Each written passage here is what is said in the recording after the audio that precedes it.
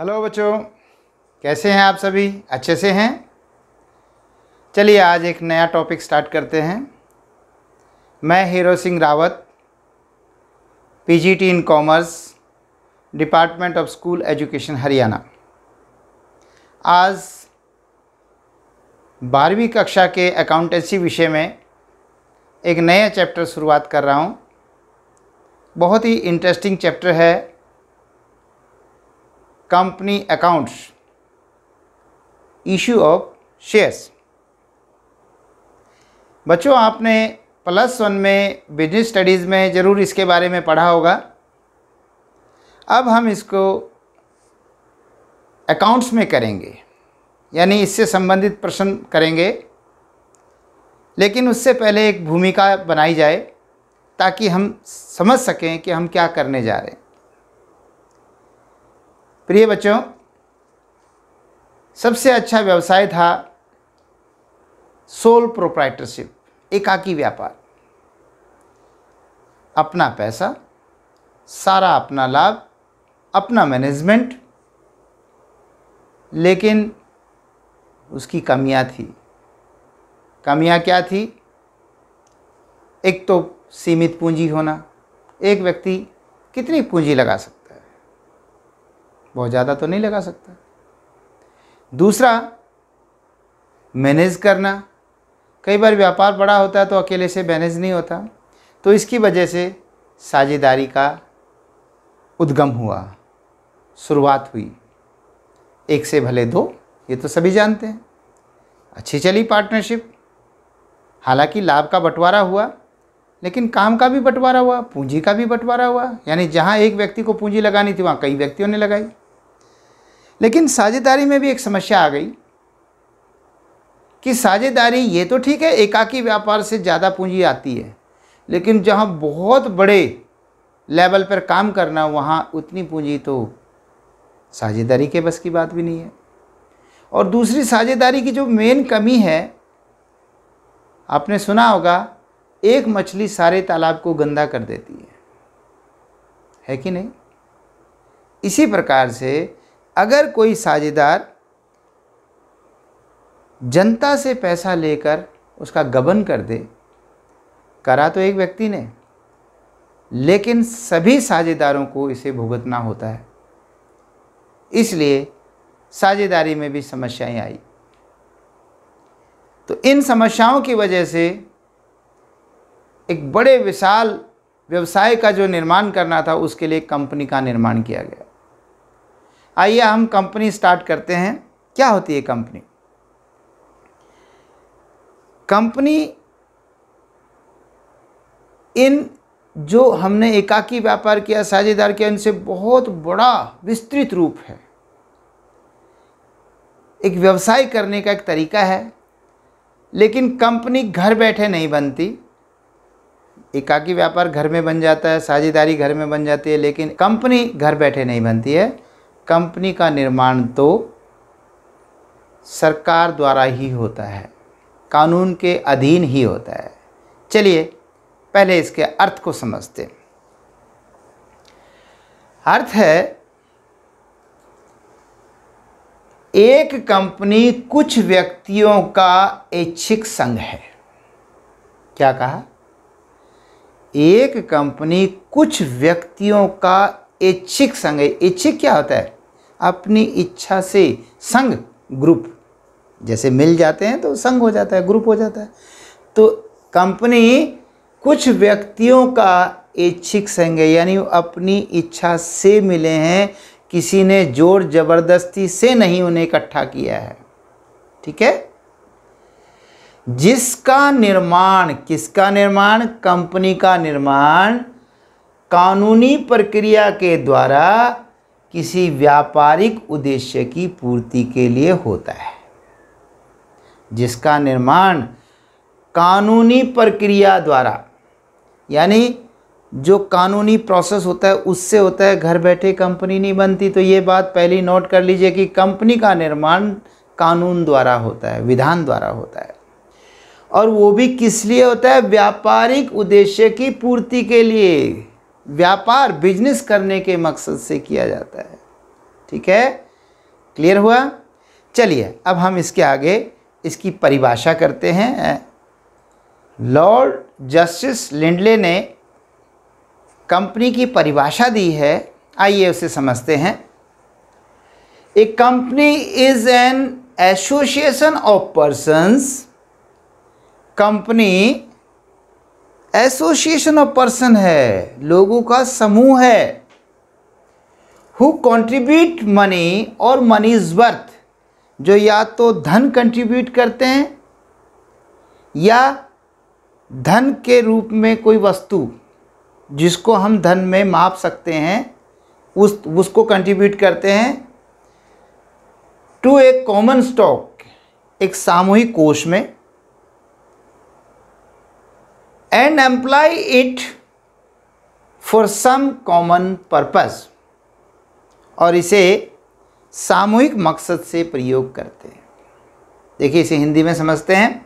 Company बहुत से व्यक्तियों की एक संस्था है जो कि द्रव्य या द्रव्य के बराबर का अंशदान, या तो द्रव्य का मनी का या मनी इज वर्थ द्रव्य के बराबर का अंशदान एक संयुक्त कोष में करते हैं और इसका प्रयोग एक निश्चित उद्देश्य के लिए करते हैं। कुल मिला के यही निकला कि कंपनी में व्यवसाय करना है, बहुत सारे लोगों का ग्रुप है, वो लोग कंट्रीब्यूट करते हैं और व्यवसाय करने के लिए करते हैं। ठीक है, चलिए अब एक परिभाषा और करते हैं। प्रोफेसर हैने क्या कह रहे हैं? A company is an artificial person. Company एक कृत्रिम व्यक्ति है। ये कृत्रिम क्या होता है? हम प्राकृतिक हैं और कंपनी कृत्रिम है, दोनों व्यक्ति हैं। यानी कंपनी को व्यक्ति माना गया है, इंसान की तरह माना है, लेकिन वह आर्टिफिशियल है, ये प्राकृतिक नहीं है, एक निर्मित व्यक्ति है। Created by law, created by law, जो क्रिएट किया गया है, उत्पन्न किया गया बाय लॉ, कानून द्वारा बनाया गया है, जिसका निर्माण कानून ने किया है। यानी व्यक्ति माना गया है, कृत्रिम व्यक्ति माना गया है, लेकिन इसे बनाता कौन है? कानून। Created by law, having separate entity, अलग अस्तित्व रखता है। ये अलग अस्तित्व क्या होता है बच्चों? अलग अस्तित्व का मतलब होता है, मान लीजिए ए, बी, सी और डी, इन व्यक्तियों ने एक कंपनी बनाई, तो जिन्होंने बनाई उसके बाद ये अलग हो जाती है, कंपनी एक व्यक्ति बन जाता है। जैसे ये व्यक्ति हैं ऐसे ही कंपनी भी व्यक्ति बन जाता है, और उसके पास जो संपत्तियां होती है वो उसी की होती है, ये लोग वापस नहीं ले सकते ऐसे। यानी कंपनी अपने नाम से वस्तुएं रख सकती है, उनको प्रयोग कर सकती है, कंपनी पे दावा ठोका जा सकता है, कंपनी किसी पे दावा ठोक सकती है, जैसे इंसान करता है। लेकिन कृत्रिम है, अर्थात हमारी तरह सोता नहीं है, थकता नहीं है, हमारी तरह उसे भूख नहीं लगती, ये फ़र्क है।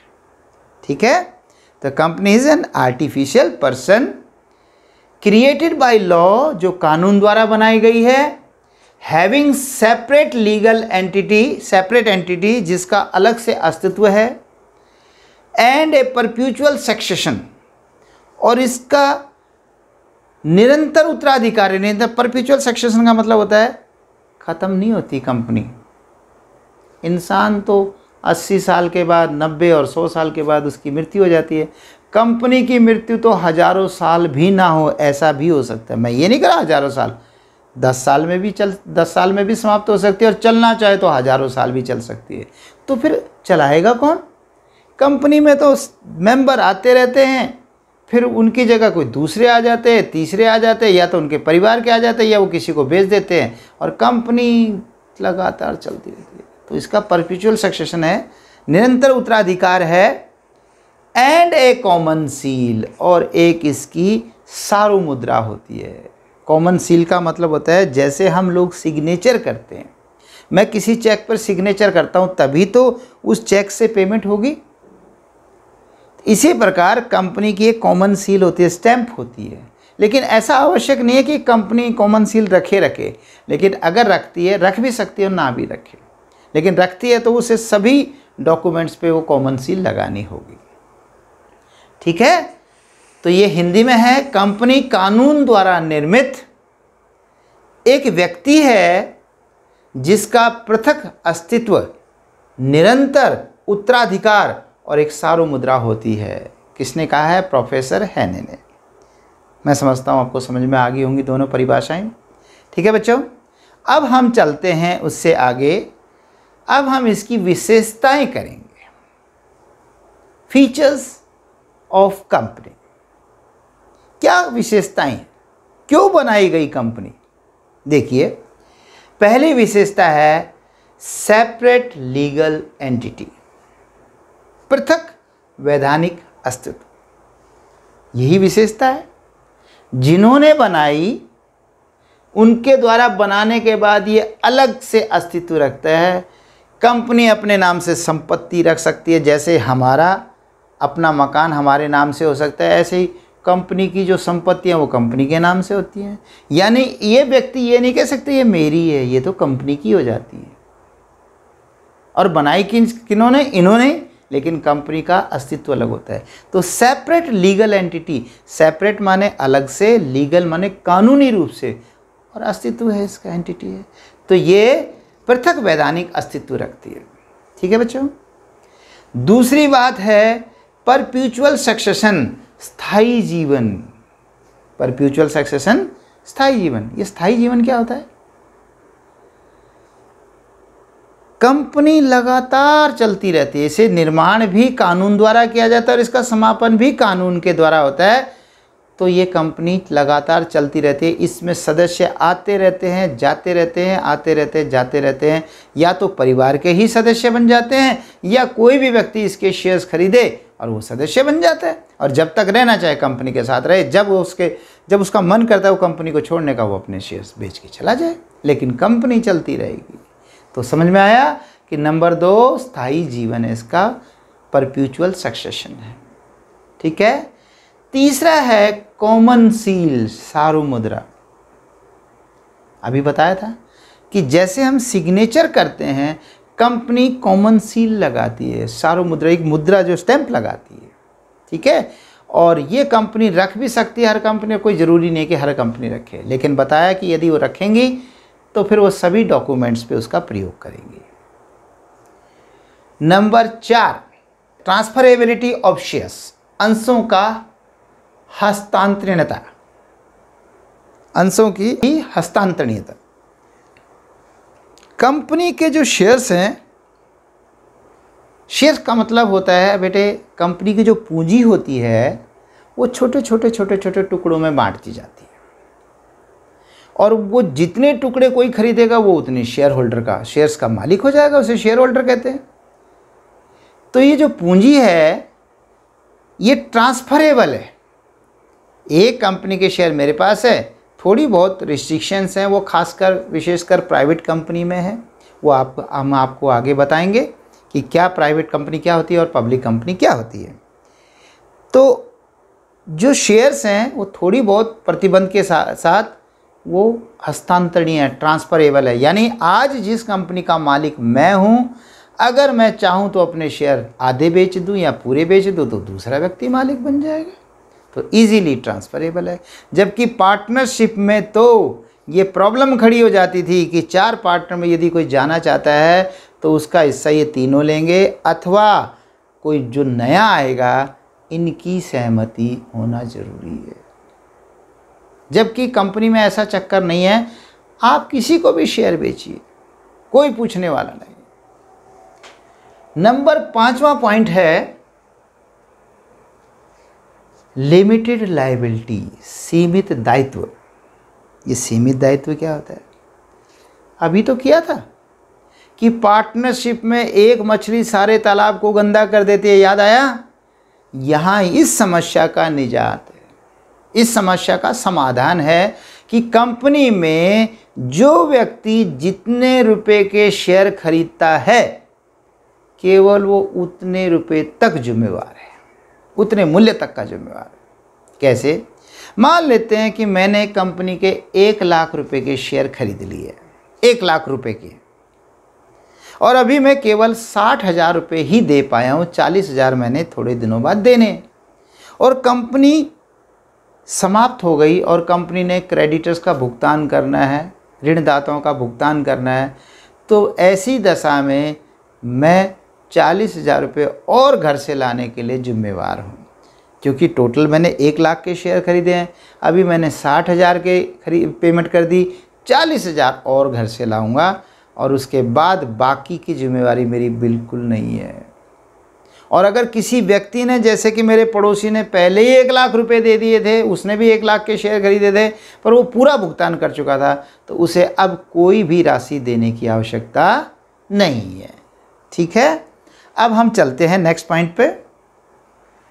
Separation of management from ownership, प्रबंध का स्वामित्व से अलग होना। Separation of management from ownership. एकाकी व्यापार मैंने बहुत अच्छा बताया था, क्योंकि उसमें पैसा भी हमारा यानी मालिक भी हम और प्रबंधक भी हम, गाड़ी भी हमारी और ड्राइवर भी हम। तो हम तो अपनी गाड़ी को सबसे अच्छे से चलाएंगे, हमसे बढ़िया हमारी गाड़ी को कौन चलाएगा सेफ? आप बताइए, क्या हमसे ज़्यादा कोई दूसरा सेफ रख सकता है? नहीं ना। लेकिन इसमें क्या होता है, क्योंकि इसमें सैकड़ों, हजारों, लाखों, करोड़ों लोग मेंबर होते हैं, शेयर्स खरीद के शेयर होल्डर बन जाते हैं, यानी उन्हें मेंबर कहूँगा। तो उन्हें मेंबर्स जो होते हैं बहुत सारे होते हैं। इतने मेंबर्स पहले तो पूरी दुनिया में फैले हुए हैं, दूसरा वो सब व्यस्त भी तो हैं, उनके अपने अपने काम हैं। जैसे मान लीजिए मैं टीचर हूँ, तो मैं इस वक्त अपना काम कर रहा हूँ, मैं किसी कंपनी के शेयर खरीद के मालिक भी बन सकता हूँ। लेकिन अगर वो मुझे कहें रावत सर आप यहाँ आइए, आप यहाँ पर कंपनी में हिस्सा लीजिए, कंपनी को चलाइए, तो मैं तो नहीं दे सकता समय। तो ऐसे ही बहुत सारे लोग हैं जो अपना समय नहीं दे सकते। तो यहाँ दोनों ही बातें हैं, ना तो इतना संभव इतने लोगों द्वारा संचालित किया जाना, लाखों करोड़ों द्वारा। कैसा हो, एक गाड़ी में अगर 4 ड्राइवर हो जाए, तो एक पूर्व में, एक पश्चिम में खींचेगा, एक उत्तर में, एक दक्षिण में खींचेगा, गाड़ी वहीं के वहीं, बताइए कैसे चलेगी?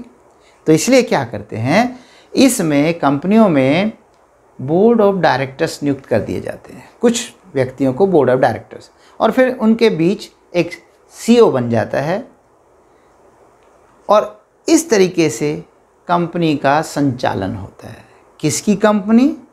शेयर होल्डर्स की, बहुत सारे लोगों की। वो मालिक हैं। क्या मालिक ही प्रबंध करते हैं? नहीं, वो उसके लिए कुछ व्यक्तियों को निर्धारित कर लेते हैं, जिनको उनका वेतन दिया जाता है, जो बोर्ड ऑफ डायरेक्टर्स, संचालक मंडल कहलाता है, और वो व्यक्ति उन सब की ओर से चलाते हैं। जैसे हमारे देश को प्रधानमंत्री जी चला रहे हैं, राज्य में मुख्यमंत्री जी और उनके साथ बाकी मंत्री चला रहे हैं, चला हमारे लिए रहे हैं, लेकिन हम डायरेक्ट नहीं चला रहे। ठीक है, अब हम चलते हैं आगे। अब हम संयुक्त पूंजी कंपनियों के प्रकार करेंगे, types of joint stock companies. ये जो ज्वाइंट स्टॉक लिखा गया है, वो स्टॉक अभी बताया था ना, पूंजी जो है उसको संयुक्त रूप से जब इकट्ठी होती है वो ज्वाइंट स्टॉक हो जाता है। तो ज्वाइंट स्टॉक कंपनी कितने प्रकार की हो सकती है? पहला प्रकार है अनलिमिटेड कंपनी। कौन सी? अनलिमिटेड, असीमित दायित्व वाली कंपनी। तो दूसरी कौन सी हुई? जो ये अनलिमिटेड है तो दूसरी लिमिटेड हो गई, यानी limited by guarantee company, number 2। और एक और है, तीसरा है कंपनी लिमिटेड बाय शेयर्स। 3 तरह की कंपनी होगी। अनलिमिटेड कंपनी, असीमित दायित्व वाली कंपनी, या असीमित कंपनी कह देते हैं। ये क्या होता है?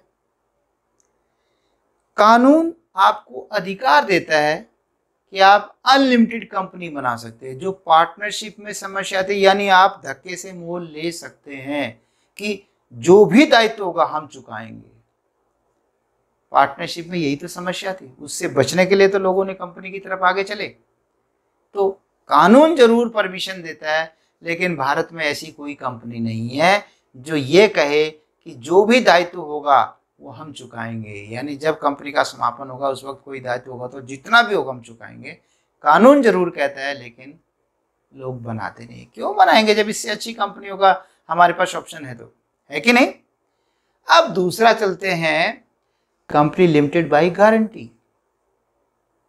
Company limited by guarantee, company जो गारंटी द्वारा लिमिटेड हो। क्या गारंटी? एक व्यक्ति कहता है अगर ये कंपनी डूब गई तो मैं 5 लाख रुपए तक दे दूंगा, दूसरा कहता है मैं 50 लाख दे दूंगा, तीसरा कहता है 30 लाख दे दूंगा। तो यह है कंपनी लिमिटेड बाय गारंटी। हर व्यक्ति ने गारंटी दे रखी है, लेकिन ये गारंटी कंपनी के समापन के समय पर ही उत्पन्न होती है। अगर उस समय लोगों का कर्जा नहीं दिया जा सका तो जिसने जितनी गारंटी दे रखी है वहां तक उस व्यक्ति को भुगतान करना पड़ सकता है। ठीक है, this is company limited by guarantee.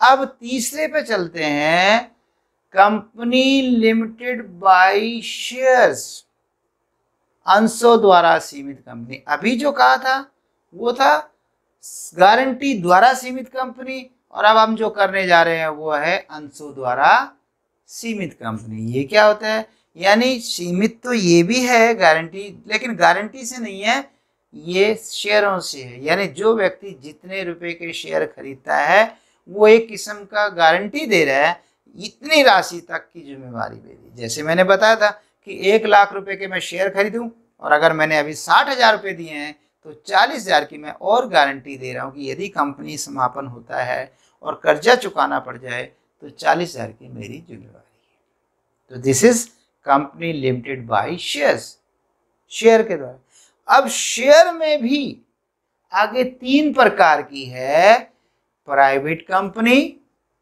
Public company, और एक और नई कंपनी बनी है कंपनी एक्ट 2013 के अनुसार। हाँ बच्चों, इसको अभी थोड़ी देर में बताता हूँ। पहले हम करते हैं प्राइवेट कंपनी। कौन सी कंपनी? 3 तरह से कंपनी खोल सकते हैं शेयर्स वाली, private company, public company, 1% company. ठीक है, कौन सी है? ये तीनों की तीनों शेयर से हैं, कंपनी लिमिटेड बाय शेयर्स। लेकिन शेयर्स में भी प्राइवेट कंपनी, पब्लिक कंपनी और 1% कंपनी। ये प्राइवेट कंपनी कौन सी होती है, पब्लिक कंपनी कौन सी होती है और 1% कौन सी होती है, हम एक एक करके इसको डिटेल में समझेंगे। आइए चलते हैं आगे। अब हम निजी कंपनी पर गौर करेंगे, प्राइवेट कंपनी क्या होता है। उसके बाद क्या करेंगे, पब्लिक कंपनी क्या होती है। पहले मैं पब्लिक कंपनी करा दूं। पब्लिक कंपनी वो कंपनी है जो निजी कंपनी नहीं है। ये क्या कह दिया? हाँ, यही कहा गया है। पब्लिक कंपनी वो है, वो कंपनी है जो निजी नहीं है, यानी निजी नहीं है तो पब्लिक है। तो इसका मतलब तो ये निकला कि हमें पहले निजी कंपनी जानना जरूरी है कि नहीं। निजी समझ में आ गई तो पब्लिक आ गई। आइए निजी को समझते हैं। ये बहुत इम्पोर्टेंट है, क्वेश्चन है बच्चों, और मेरा जो तजुर्बा रहा है उसके अनुसार अक्सर ये क्वेश्चन एग्ज़ाम्स में पूछ लिया जाता है, और ना भी पूछा जाए तो भी इसकी महत्ता कम नहीं होती, क्योंकि ये हमें जो आगे न्यूमेरिकल क्वेश्चंस करेंगे वहाँ पे इनकी आवश्यकता पड़ती है। इसे बड़े अच्छे से याद कीजिएगा। मैं कोशिश करूँगा समझाने की कि आपको अभी याद हो जाए, फिर भी कोई कमी रह जाए तो आप इसे ज़रूर पढ़ लीजिएगा और 1 या 2 बार रिवीजन करने से आपको अच्छे से याद हो जाएगा। बच्चों, अब जो कंपनी एक्ट है, मैंने बताया था कानून है, तो company act, Indian companies act, भारतीय कंपनी अधिनियम 2013 चल रहा है, 2013। इससे पहले इंडियन कंपनीज एक्ट 1956 था और उससे पहले 1913 था। तो यानी कंपनियों का सिलसिला काफ़ी पहले से चला आ रहा है। बल्कि यूँ कहें कि 1600 ईस्वी में भारत में ईस्ट इंडिया कंपनी आई थी, वो भी एक कंपनी थी, और भारत के लोग कहते थे विदेश से कंपनी आई है। वो कंपनी बस इतना फ़र्क था कि वो शासन करने आई थी, राज करने के लिए आई थी। अब हम जो कंपनी की बात करें वो व्यवसाय से संबंधित है। तो बच्चों, प्राइवेट कंपनी क्या है? मैंने आपको बताया कि अब कौन सा कानून चल रहा है, भारतीय कंपनी अधिनियम 2013 2013। आज 2020 चल रहा है, तो 7 साल पहले ये कंपनी अधिनियम लागू हुआ। देखिए प्राइवेट कंपनी क्या है। कंपनी अधिनियम 2013 की धारा 2 उपधारा 68 सेक्शन 2 सब सेक्शन 68, ये पढ़ना सीखिए। जो बाहर लिखा है 2 वो सेक्शन है, धारा 2 है, और अंदर जो लिखा है उस 2 धारा के अंदर 1 2 3 4 करके 68 सब सेक्शन है, तो इसको उपधारा कहते हैं हिंदी में। और अगर इससे भी आगे वो रोमन लैंग्वेज में 1 2 3 लिखे होते हैं तो उसे क्लोज कहते हैं, वाक्य। ठीक है, तो देखिए कंपनी अधिनियम 2013 की धारा 2 उपधारा 68 के अनुसार एक निजी कंपनी वह कंपनी है जो अपने पार्षद अंतर नियम द्वारा, ये पार्षद अंतर नियम क्या? Article of association. देखिए बच्चों, ये कानून है, कानून से बाहर तो कोई नहीं जा सकता ना। क्या आप कानून से बाहर काम कर सकते हैं? नहीं। अगर आप कानून से बाहर काम करते हैं तो गैर कानूनी हो गया। ठीक है ना। तो कोई भी काम हम कानून के दायरे में करते हैं, तो कोई भी कंपनी कानून के दायरे से बाहर नहीं जाएगी। अब इसमें ऐसा भी नहीं है कि कोई एक ही कंपनी इतनी बड़ी बन जाए कि वो सब काम कर सके। सबका मतलब वो गन्ने से चीनी भी निकाल सके, वो चमड़े से जूते भी बना सके, वो बुक्स भी बना सके, कॉपीज़ भी बना सके, और जहाज़ वगैरह भी बना सके। यानी सारे काम तो एक कंपनी नहीं कर सकती, कहीं ना कहीं तो उसे दायरा खींचना पड़ेगा।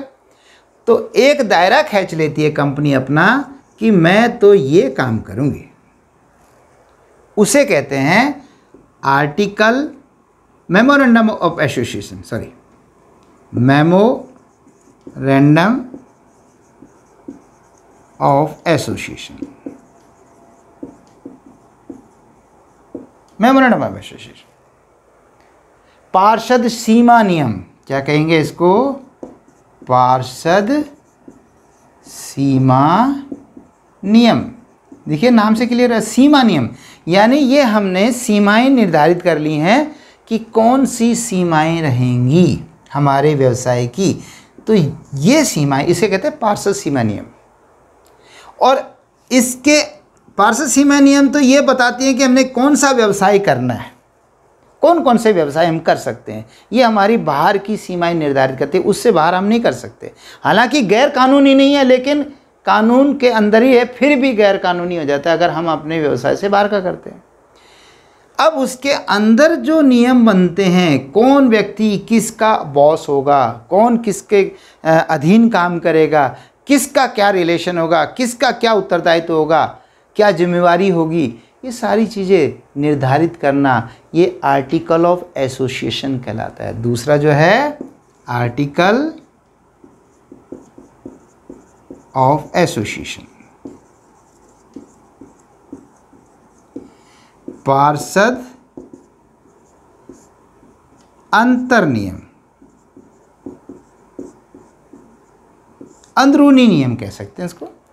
ठीक है। तो सीमा नियम जो होते हैं, पार्षद सीमा नियम, वो सीमाओं को निर्धारित करते हैं। अंतर नियम उनके अंदरूनी नियमों को निर्धारित करते हैं, अंतर नियम।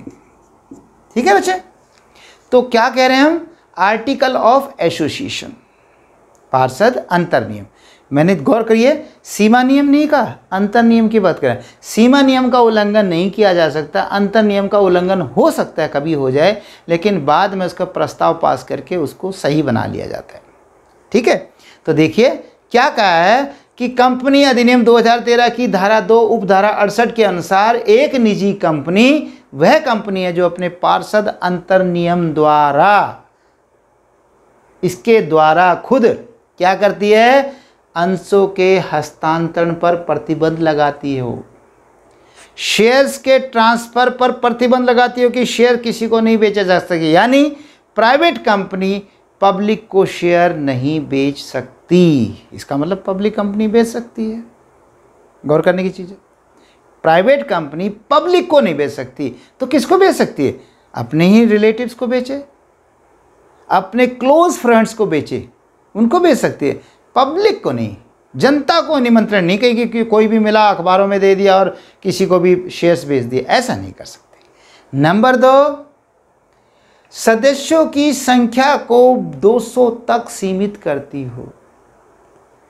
इसमें 2 से लेकर 200 मेंबर तक, कम से कम 2 मेंबर चाहिए प्राइवेट कंपनी में और अधिकतम 200 मेंबर, 2 से लेकर 2 to 200। लेकिन जो ब्रैकेट में लिखा है वो और पढ़िए, भूतपूर्व एवं वर्तमान कर्मचारी सदस्यों को छोड़कर। मतलब भूतपूर्व एवं वर्तमान कर्मचारी सदस्यों को छोड़कर जो कर्मचारी भी हैं, एम्प्लॉय भी हैं कंपनी के और साथ में शेयर खरीद के मालिक भी बने हुए हैं, उनको 200 की गिनती में नहीं लेना है। ऐसा क्यों? एक कंपनी में मान लीजिए 1000 व्यक्ति काम कर रहे हैं, कंपनी ने सोचा यदि हम इन्हें भी शेयर दे दें तो ये कंपनी में और निष्ठा से काम करेंगे। क्यों? इनकी सैलरी तो बननी, लेकिन जब ये जितना अच्छा उत्पादन करेंगे, जितना अच्छा लाभ होगा, उससे इन्हें लाभांश भी मिलेगा और उसके बाद क्योंकि ये शेयर खरीदेंगे तो ब्याज, उन्हें बोनस भी मिलेगा ज़्यादा तनख्वाह पर, और साथ में क्या है कि कंपनी को जो लाभ होगा उसमें लाभांश भी मिलेगा। इसलिए ये लोग कंपनी में इन कर्मचारियों को भी सदस्य बना देते हैं। तो ऐसे सदस्यों को गिनती में नहीं लेना। कब नहीं लेना? कब?